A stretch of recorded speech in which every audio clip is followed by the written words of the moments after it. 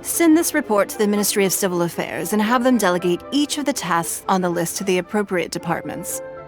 Also, be sure to tell them that though the lantern rite may be complicated, everything must be done properly. Hello, Lady Ningguang. It's us again.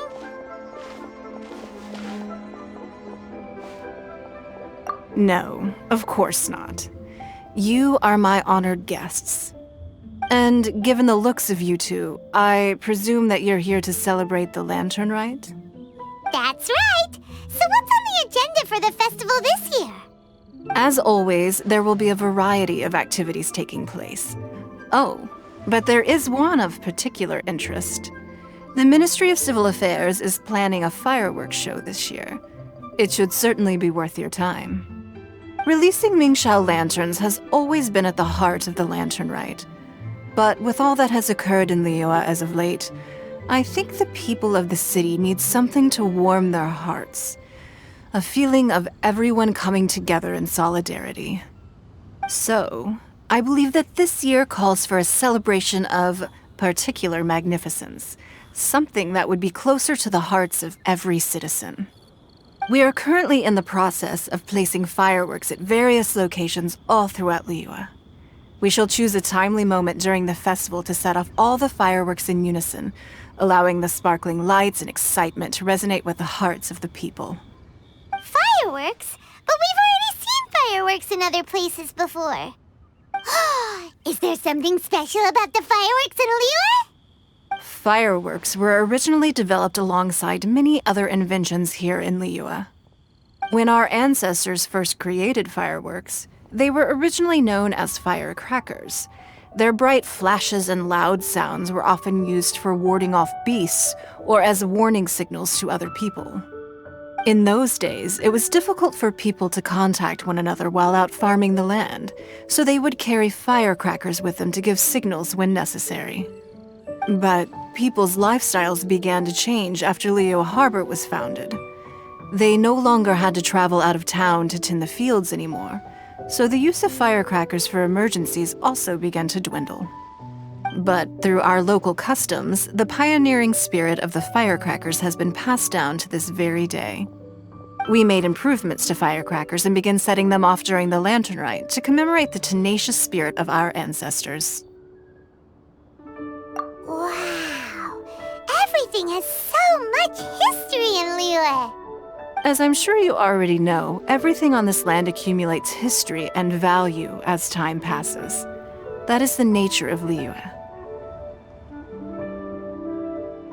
I've left Keqing in charge of the fireworks show. If you're interested, why don't we pay her a visit together?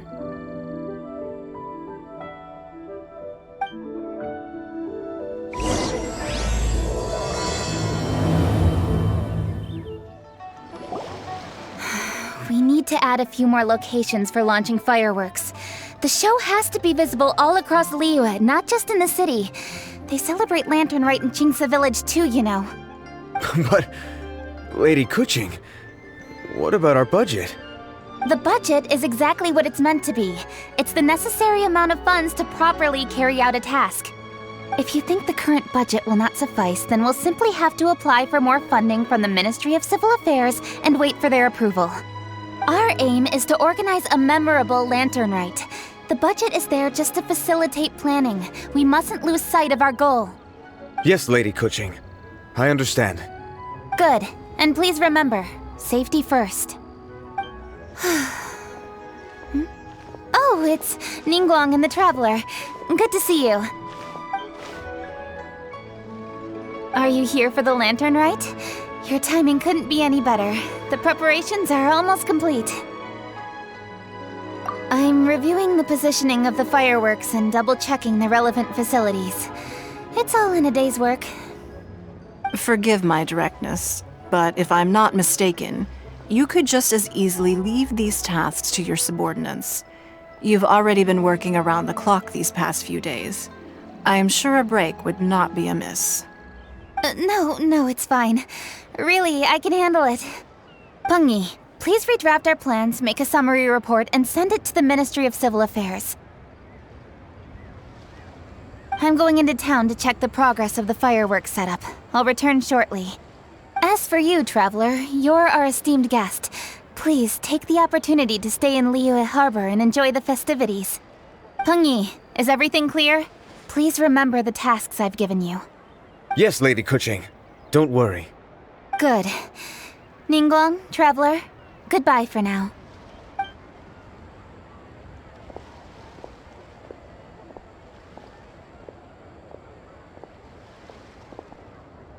Please, excuse me, Lady Ningguang. And, Traveler. I must get going. Lady Keqing told me a great deal of information, and I have to write up the plans from scratch again, so time is of the essence. Oh, one moment. I almost forgot. Here, Traveler. This is a launch tube. Lady Keqing said you may be interested, so she had me keep one to give to you. Someone with good handicraft skills should be able to use this to design their very own fireworks. You should try it when you have the chance.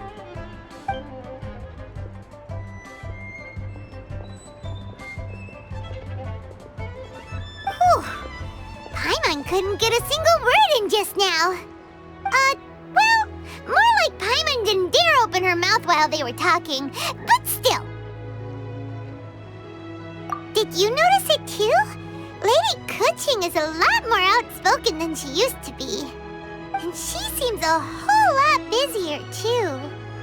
Wonder why? Ever since the Adepti left Liyue Harbor in the hands of mortals, we Keqing have taken up the responsibility of leading the people. We have taken charge of many vital tasks in various sectors, and we are responsible for planning and organizing all sorts of affairs. That said, being in charge of everything inevitably takes its toll. It's exhausting at times.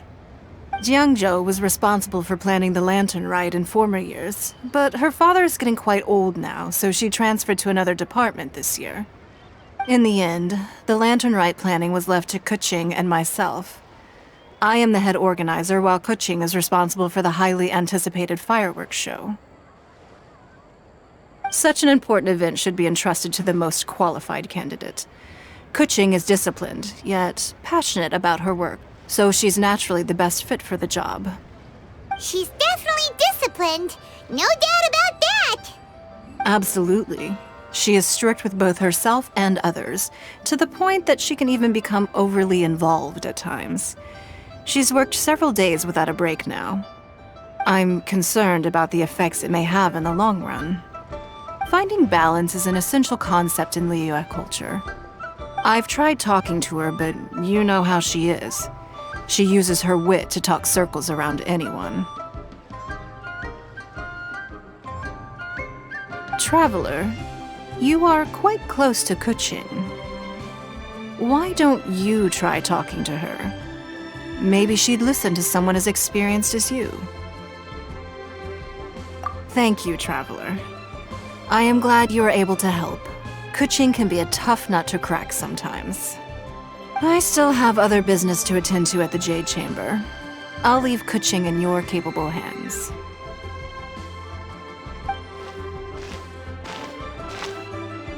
Are you sure you can really persuade Keqing to take a break? Even Ningguang herself couldn't manage to convince her. Besides, before you can persuade someone, you have to at least understand how they feel at the moment. Keqing has been working non-stop without a break. Duh! Come on, everyone knows that. Think harder. How does she feel deep down inside? Or maybe... we could ask a friend! You know, someone more knowledgeable about these things.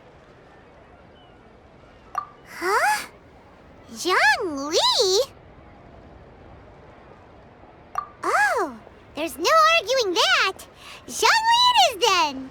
Paimon thinks he's still a consultant at the Wangsheng Funeral Parlor.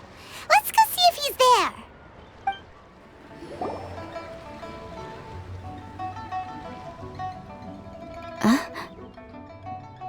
Hello. How may I help you? Ah, yes. Well, I'm afraid he is currently out with the director. Out with the director? Oh, you mean for work? The director said that they were going for a walk. If you'd prefer, you could go look for them at third round knockout. I've heard the director often goes there to do, promotion.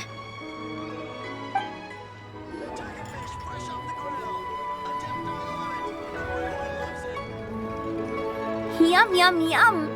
Ooh, I am so full. Not another bite. Hats off to you, Xiangling. Serving the grilled fish with a dipping sauce is quite an innovative approach. The flavor is just to die for. That's my signature dipping sauce. I knew it would taste great. Tempered Jueyun chili powder mixed with garlic paste and chopped scallions, then seasoned with salt, vinegar, and soy sauce, before finally sizzling in hot oil.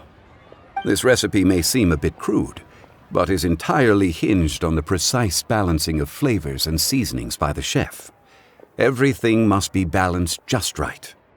It is the consummate mastery of this balance that turns a humble dish into an exquisite one. Oh, that's quite the compliment, don't you think? I'm flattered. Thank you, Mr. Zhongli. And I thought I have a way with words. But you certainly take the prize, Mr. Zhongli. You are too kind, Director. Your eloquence is infamous in Liyue Harbor. Oh, what's that? Oh, would you like to order something, Guoba? Oh, please, by all means, it's my treat. I'll just open a tab under Xiangling. Hey, are you guys talking about tasty food again? Oh, it's the Traveler in Paimon. What brings you to this side of town? Hold on, let me take a wild guess. Yes. Oh, you must be here for the lantern rite. Isn't that pretty obvious? Anybody could have guessed that. Oh yeah, come on, can't you take a joke? You came at the perfect time. I was just letting everyone try my latest dish. The owner of Third Round Knockout says it's, well, a real knockout. Mr. Zhangli and Hu Tao seem to like it too, but I think it never hurts to let more people do a taste test. How about it, you two? Would you like to have a taste? Huh! Don't have to ask Paimon twice, or once even. Huh? You mean we're not gonna try any?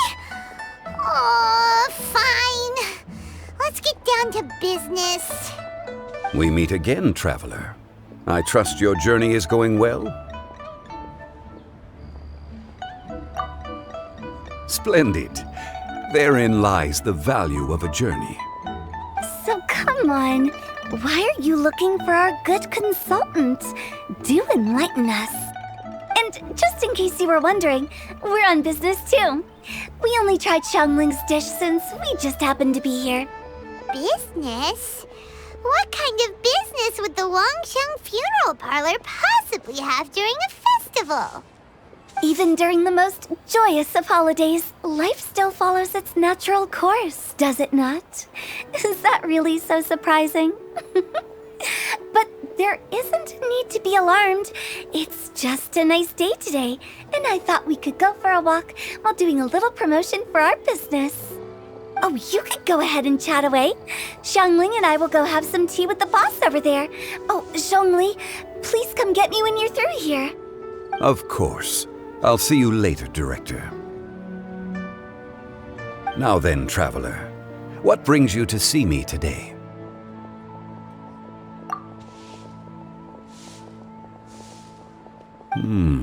Yes. The Yuheng is honest, intelligent, and most diligent. She is capable of shouldering responsibilities that few others could. But everything has a balance, and one's health must certainly weigh in. Yeah, everyone knows you're super knowledgeable. Paimon bets she would listen to someone like you. If I were still the mighty Rex Lapis, I might be able to help her see reason. But alas, I'm now nobody but an ordinary consultant. My words no longer carry the same weight as they once did. Besides, I am by no means close to the Yuheng. Taking the liberty to lecture her may just as easily produce the opposite of the desired effect. Oh, you're right. Then what should we do? We could take a more subtle, indirect approach to the matter, such as telling a story that resonates with her, containing your message conveyed within it. Such a story can be achieved by referencing topics from her daily life. The story could prove even more effective if you weave in something about someone close to her. Paimon doesn't really get it. I knew you'd understand what to do. Well done, Traveler. Go collect some source materials for your story. Of course, I can always provide you with my advice, if needed. Once we have formulated the plot, you can tell the story to the Yuheng. You are on amiable terms with the Yuheng, which makes you the natural candidate. Oh, Paimon gets it! So we need to talk with people who know Keqing, right? So who should we start with? Greetings, everyone. I hope I'm not intruding. Huh? Oh! Lady Keqing! Mr. Zhongli, I didn't expect to see you here. Thank you for all your assistance during the rite of parting. You are most welcome, Yuheng. It was the least I could do. Why? And what's with your strange expression? Oh, I see. My apologies. I appear to have interrupted your conversation with Mr. Zhongli. Keqing, are you here looking for us? Yes, I was going to ask you to introduce me to the Adepti. I thought that it would be fitting to send them some festive gifts. On behalf of the Liyue Keqing. But didn't you meet them when we were fighting to defend Liyue Harbor together?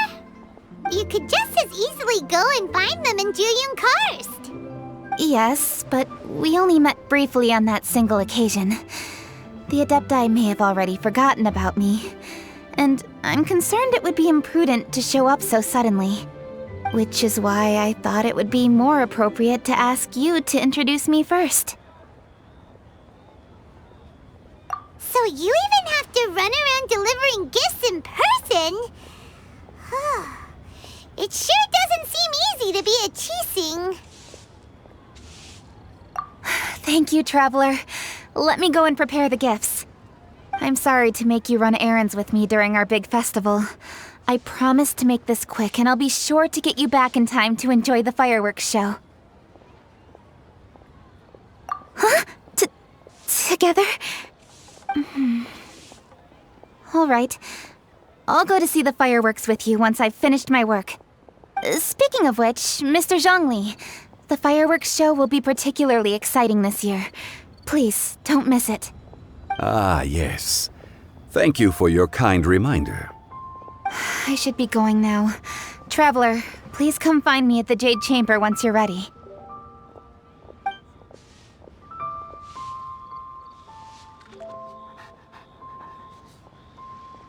And there she goes. That's the Yuheng. Efficient and reliable as ever. You're really reliable too, Zhongli. Why, thank you, Paimon. Please, don't forget our earlier conversation. Once you've collected enough story material, we can meet here again and discuss things further.